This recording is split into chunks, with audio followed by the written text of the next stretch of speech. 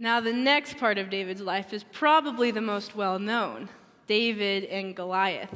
And there are hundreds of lessons that speakers have pulled out of this story, such as God will help you face your giants or face your challenges head on, and God uses the ordinary. And all these lessons are really good. But we hope today that we can give you a new perspective to this very popular story. But before we arrive at the battlefield and we see this epic tale, we need to get the setting straight. And this story actually occurs about 2 years after David's already been anointed. This is an important lesson because we see David is anointed, and he's anointed king of Israel. And what does he do? He goes right back to his lowly task of watching sheep. Well, his father calls him in from tending to the sheep, and he wants David to go take a care package to his brothers and see if they need anything as they're fighting battles with King Saul, and he wants to check how they're doing. David is wandering through the crowds of soldiers, trying to find his brothers, which is no small task. But eventually, after some time, he is able to find his brothers. Unfortunately, they don't have many nice things to say at all. Brother, what do you think you're doing here? You should still be out in the fields. That's all you're suited for, watching the sheep. Father sent me to check in on you. He sent me with a care package, but what are you doing? You're just standing there. Of course, the little shepherd boy doesn't understand these war things. The Philistines are on the other side of this valley. They keep sending out their prized war hero, and his name is Goliath. And he's been taunting us for the past 40 days. Well, whom has the king chosen to go fight him? Israel, it is the 40th day. Who will come out to fight me? Are you weak? Do you not have the military skills?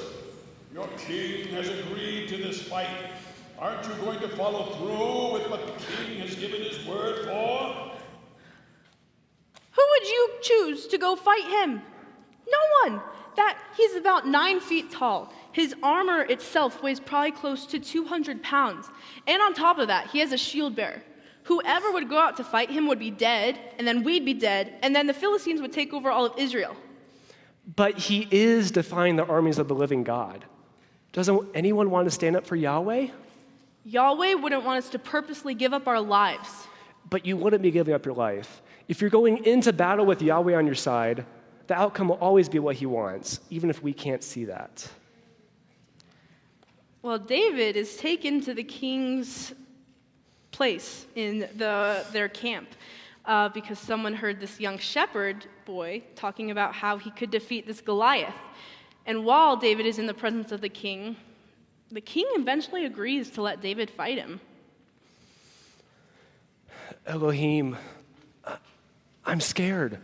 I know that you've prepared me for this battle with the bear and the lion, but I still feel incredibly unprepared, Father. Just please guide my hands and guide the stone, Father. And if it's your will, please let me slay Goliath. But if it's not your will, Father, I submit to you and your power. What is this? Am I a simple dog that you come after me with sticks? Boy, I will feed your flesh to the vultures and wild animals. By the gods, I will destroy you.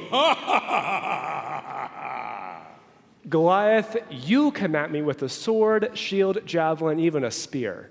But I come at you with the Lord God Almighty on my side.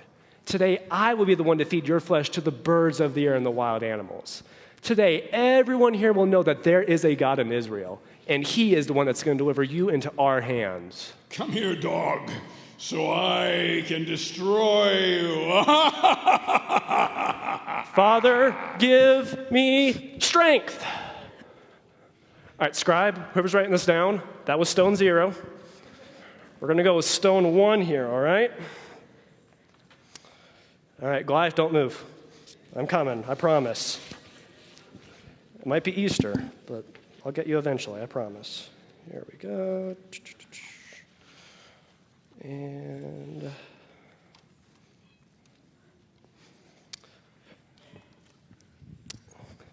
We know David was skilled, but I'm not David. So here we go. 3, 2, 1. That day, there was a battle like no other.